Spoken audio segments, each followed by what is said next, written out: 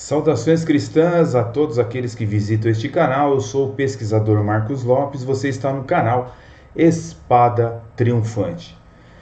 João capítulo 17, versículo 3, diz assim a palavra de Deus: E esta é a vida eterna, que te conheçam, o único Deus verdadeiro, e a Jesus Cristo a quem enviaste.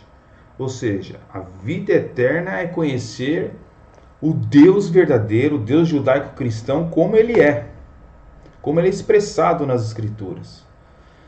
É bem verdade que muitos usam este livro sagrado para querer apresentar a Deus como ele seria. Mas a grande verdade é que mesmo a Bíblia, as letras não conseguem expressar totalmente como é Deus. É lógico, né? Nós estamos falando de um Deus infinito. Um Deus infinito. Bem, de qualquer forma, eu queria comentar com vocês sobre um assunto que tem ganhado proporções entre os pentecostais. Eu estou me referindo ao molinismo. O que seria o molinismo? O que é o molinismo? Como é que é essa palavra aí, ô pesquisador? Molinismo? Se você chegasse há uns 5 anos atrás na internet, você não acharia muitos vídeos no YouTube sobre o molinismo. Até mesmo em matéria escrita também você não tinha muita coisa. Hoje começamos a observar que existe um crescimento não somente do teísmo aberto, que parecia que estava morrendo, né, mas de uma doutrina filosófica chamado molinismo.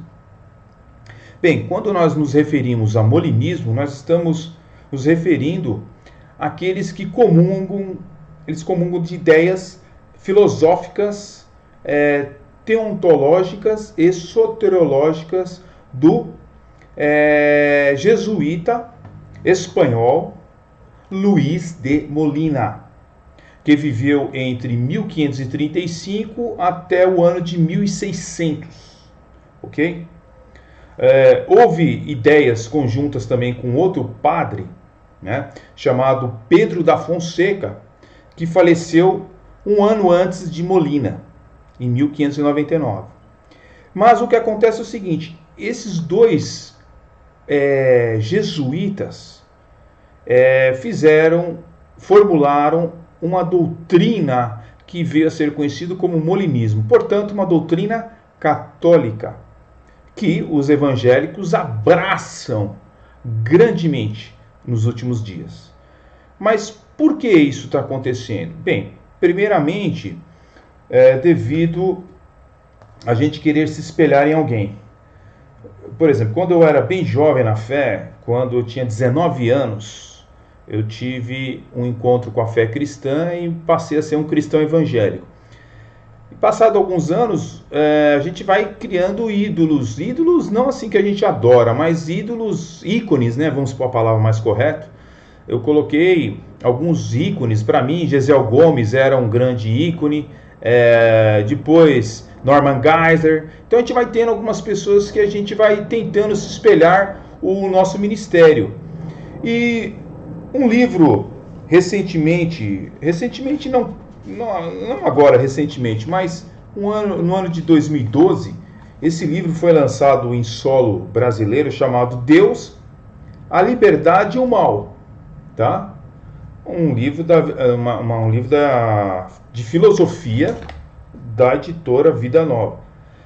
De um muito conhecido filósofo chamado Alvin Plantinga, que é praticamente um mentor de William Lane Craig, tá? Você deve conhecer esse livro, né? Muito conhecido no Brasil.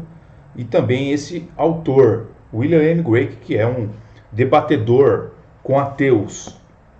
Bem, o que ocorre é o seguinte: devido esses livros que foram entrando no mercado, né, de William Lane Craig, que é um molinista assumido e militante, tá? William Lane Craig é um molinista militante. Muitas pessoas, muitos evangélicos e até alguns apologistas aderiram fortemente ao que pensa William Lane Craig. Você chega até a ver em sites apologéticos a pessoa colocando artigos soterológicos molinistas e não arminianos. Embora que, por exemplo, aquele site seja apologético e deveria ter artigos só dos arminianos, afinal de contas, eles são arminianos, você vê lá artigos molinistas. Impressionante isso daí. Ou seja, em nome de se negar as doutrinas, né, da Reforma Protestante, vale tudo. Até mesmo colocar doutrinas católicas romanas. Mas no caso dessa é uma doutrina católica jesuítica, ou seja, da Contra-Reforma, né? E então você vê aí um sistema que ganhou o nome de molinismo, tá bom? Em 1553 nós vemos aí Luís de Molina, esse jesuíta, entrando para a Companhia de Jesus, e devido às suas aptidões assim, para ensinar, ele começou a ensinar até em Portugal, em Coimbra. Por exemplo, ele ensinou na Universidade de Coimbra de 1563 a 1567. E também em Évora, em Portugal, também no ano de 1583, também ele ensinou por lá. Então era uma pessoa bem solicitada na sua época, né? Em seguida, em Lisboa, ele começa a escrever a sua obra-prima, chamada Concórdia, onde ele expressa ali o seu molinismo, as suas ideias molinistas. Então o molinismo, assim de uma maneira bem superficial, estou falando com vocês, mas é um sistema que compatibiliza uma maneira radical a soberania de Deus e a liberdade humana.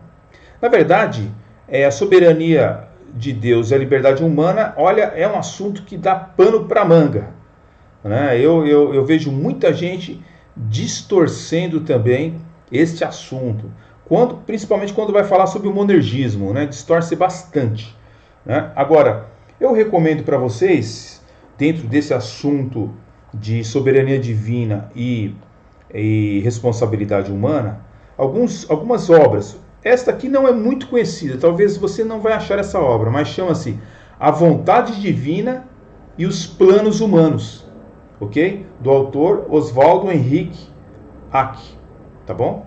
Um livro não muito conhecido, não é muito fácil achar esse livro. Agora, esse aqui já é mais conhecido.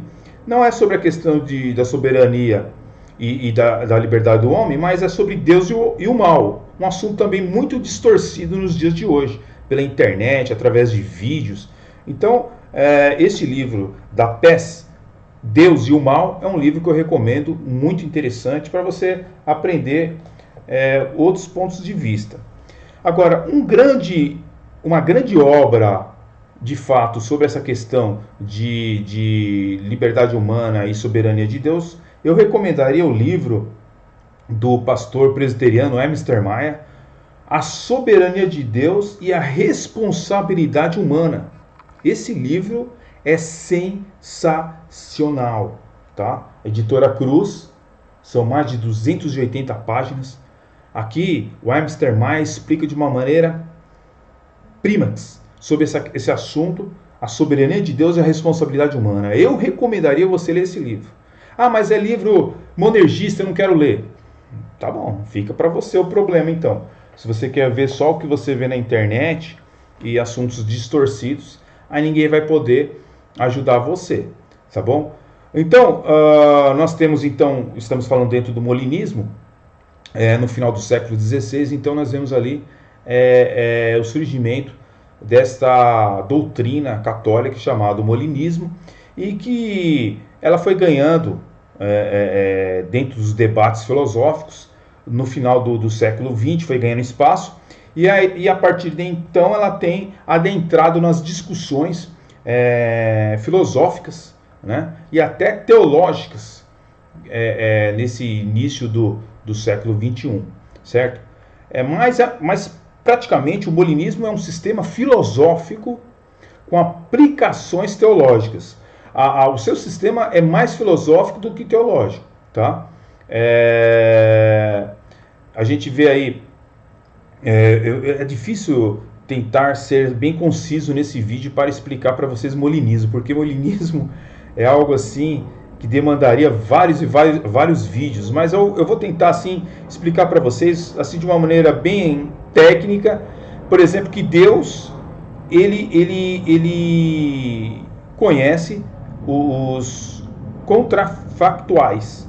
Ou seja, o que é esse nome aí? Eu vou dizer para você uns nomes assim que você tem que entender quando você vai estudar molinismo, porque senão você vai se perder, mais ou menos. Então, o que é contrafactuais? Olha, a definição seria o seguinte, eu tenho a definição aqui, ó, em metafísica e em lógica modal, confractual, nome difícil, hein? É a situação ou evento que não aconteceu ainda, mas poderia ter acontecido. Você diz que o evento contrafactual, que faz parte de um mundo possível, enquanto o evento atual faz parte do mundo real. Então, o esquema do molinismo, ele é um esquema que ele é bem diferente da soteriologia calvinista, embora que os arminianos tentem achar que é igual, mas são diferentes. Mas o argumento molinista ele é mais filosófico do que teológico e tem pouca exegese bíblica, tá? O próprio William M. Wake ele admite isso, tá? Mas como ele é um grande filósofo, quem é filósofo ele vai gostar dessas ideias filosóficas, né? Agora, quem é mais teológico, ele pode discutir dentro do campo da teologia. No século XVI, então, como eu estava falando para vocês, foi uma época em que a reforma protestante explodiu, né? Na Alemanha e em Genebra, certo? Explodiu. E as doutrinas soteriológicas monergísticas, elas começaram a se espalhar pela Europa, ok? Não só as ideias monergísticas soteriológicas, mas toda uma cosmovisão de mudança de mundo, de vida, foi se espalhando pela Europa. E a Igreja Católica, ela lutava para garantir a continuidade do sinergismo, porque a Igreja Católica ela havia se tornado sinergística, ok? Então, na linha de frente dessa contra-reforma, ou seja, nós precisamos barrar essa reforma. Como é que nós vamos barrar essas reformas? Essa reforma feita pelos protestantes. Bem, vamos usar os teólogos jesuítas. Tá? Eles foram desenvolvendo um sistema que pudesse resgatar os fiéis católicos que eles haviam perdidos para o protestantismo. Então, nesse contexto, nós vemos Luís de Molina desenvolvendo a sua doutrina, chamado conhecimento médio de Deus. Olha só o nome, conhecimento médio de Deus. Então, seria uma resposta à predestinação, à eleição que os reformadores trouxeram, né? Tirado das escrituras através de Lutero, Calvino e outros reformadores. Então, essa tensão entre soberania e responsabilidade humana mostra que Deus é soberano, em um sentido amplo, mas que o homem, segundo muitas pessoas que seguem alguns sistemas teológicos, dizem que o homem precisa ser livre para ele ser responsável pelas suas decisões. Tá? Então ele precisa ser livre. Agora, se você, por exemplo, pegar Lucas 22 e versículo 22, tá? O Filho do Homem vai como foi determinado. Para você que detesta a palavra decretos, determinação, tá aí um versículo para você meditar um pouco. O Filho do Homem vai como foi determinado, mas ai daquele que o trair. Então, como pode o Deus bíblico determinar muitas coisas, ou seja, toda a história praticamente, tá? E ao mesmo tempo ele condenar este homem, como no caso aqui Judas Iscariotes. Então, você tem que entender que esse antinomismo que existe na Bíblia, ele nem sempre vai ser explicado. Mas Deus não tira a liberdade do homem. O homem não possui um livre-arbítrio, porque o único ser que existe, que tem nesse universo, que tem a livre-arbítrio é o próprio Deus. Tá? O homem não tem um livre-arbítrio, ele não pode fazer o que ele quiser da vida. Ah, mas ele não pode matar, nós não vemos assassino, nós não vemos... Então, eu recomendo que você leia esse livro. Vai sanar muitas das suas dúvidas, você vai entender que a teologia reformada não ensina que o homem não tem liberdade, tá? A teologia reformada só ensina que o homem não é um ser que tem livre-arbítrio, até porque não existe essa palavra no Novo Testamento grego cristão. Agora, o molinismo, ele tenta conciliar essa soberania com essa liberdade do homem, tentando explicar através do conhecimento médio, tá? Então, a verdade é que você não vai conseguir explicar 100% esse grande impasse dentro das escrituras, né? Até certa vez perguntaram para Charles Spurgeon, né? Como é que ele consegue fazer uma reconciliação entre... como é que ele reconciliaria, por exemplo, a liberdade, a responsabilidade humana e a soberania de Deus? A resposta dele foi: eu nem ousaria fazê-lo. Eu nem ousaria fazê-lo, ou seja, tentá-lo. Então, quando a gente tenta explicar tudo da Bíblia, a gente acaba caindo em sistemas, tá? Então, esse texto que eu li para vocês aqui diz que o Filho do Homem, ele vai punir o homem que o traiu, tá bom? Então, o molinismo é algo assim diferente, mas eu não vejo assim suporte teológico para querer explicar, a não ser mais filosófico. E isso a gente pode explicar futuramente aí para vocês em outro vídeo, tá bom, pessoal? Por hora, basta dizer que é um sistema católico romano, tá bom? Então, fique na paz, Deus abençoe vocês, deixe os likes aí, os comentários, e a gente se vê no próximo vídeo, tá bom? Deus abençoe.